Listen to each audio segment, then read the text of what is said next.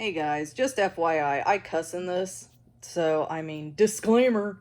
So, we gotta have disclaimers now because, oh my goodness, YouTube might target this towards kids, so fuck it. I'm just gonna start cussing. I mean, I cuss like a sailor in real life anyway, so yeah, disclaimer.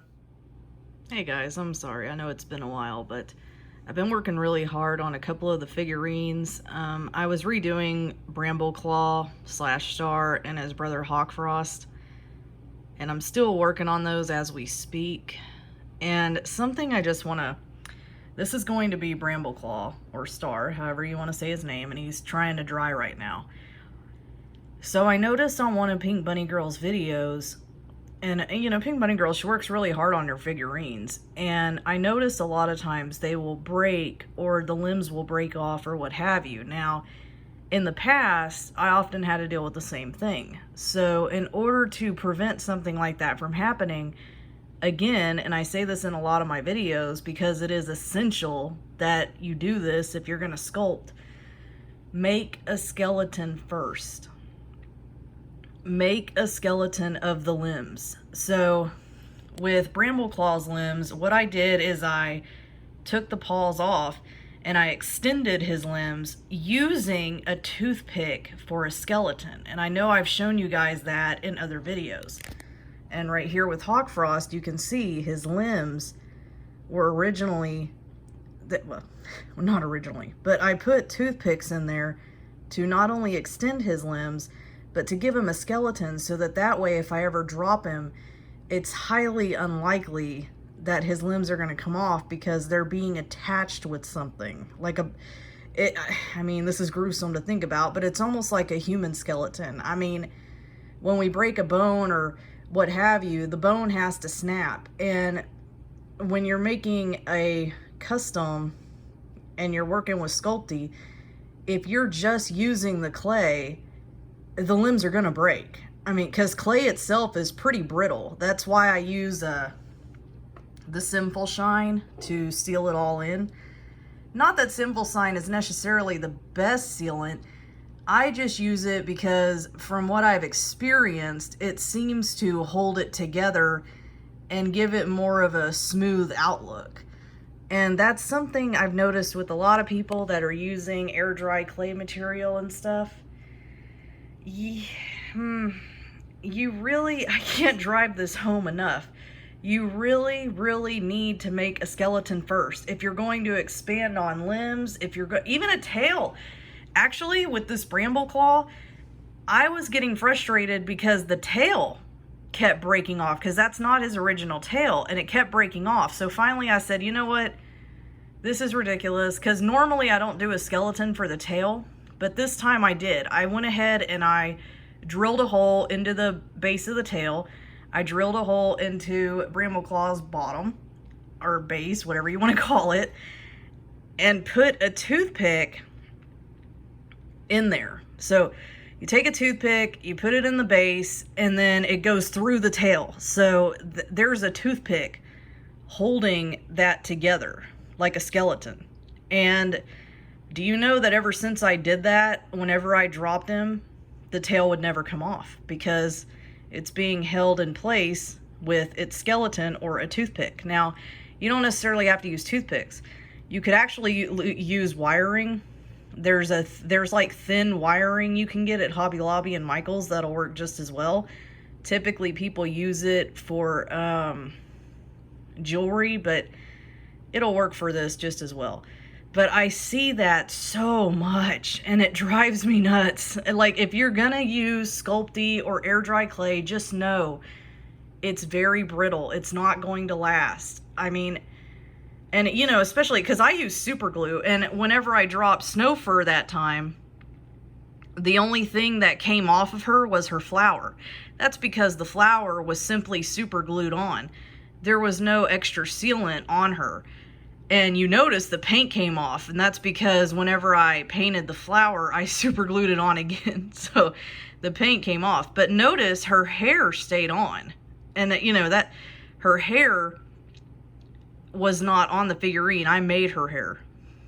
And that stayed put. that's, again, why I use this as a sealant, because it not only smooths it out, but it's less likely to make it come off if I drop my figurines.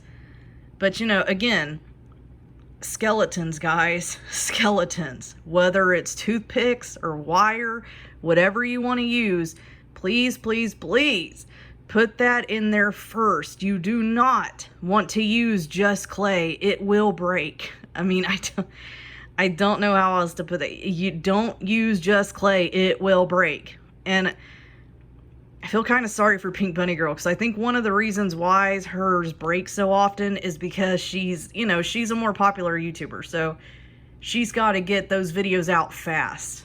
And the amount of time I spend on my figurines, I'm allowed to spend as much time as humanly possible because I'm not as popular, so there's not as high as a demand for my videos. There's a high demand for her videos, so much so that I think she brought on a friend, if I'm not mistaken, to help her. And while her figurines, I think they look fine, I feel like, unfortunately, there are certain steps being missed. Now, I'm not saying her figurines are bad. That's not what I'm saying at all. I think they're good. I think she's talented. I just feel like they would break less often if she would use something else for the limbs, like a skeleton. Because it's a lot easier to make a skeleton, build around it, and not have to worry about it being dropped. And the other thing is, I would tell her to use some kind of sealant for before you paint them. Like, I don't know if she does, or she very well might already. I haven't seen all of her videos. I do like to watch, you know, other artists, but she might do that. I don't know if she does. But that's highly important for you guys too. When you're done, like, see how he's shiny right now? That's because I added a ton of detail to him, and I don't want that stuff falling off. So, and I want it to be smooth when I add paint. So in order to make it smooth before I add the paint, that's why I do that. Now that one dropped, but thankfully I have carpet underneath, so it didn't break. But that's why I use it. You know, I've got another one right here.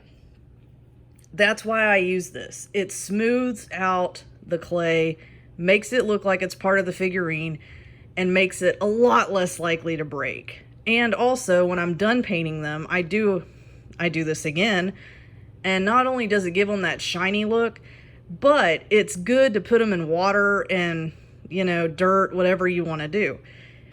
Now again, does it make them completely flawless? Are they, you know, never going to break? Well, no. That's art. I mean, art can be damaged, art can be dropped. I mean, anything can happen. But I have noticed lately, the more I make skeletons for them, the less likely they are to lose limbs, tails, whatever, and even hair. Because like I said, the only thing that fell off of Snowfur was her flower, and that was it.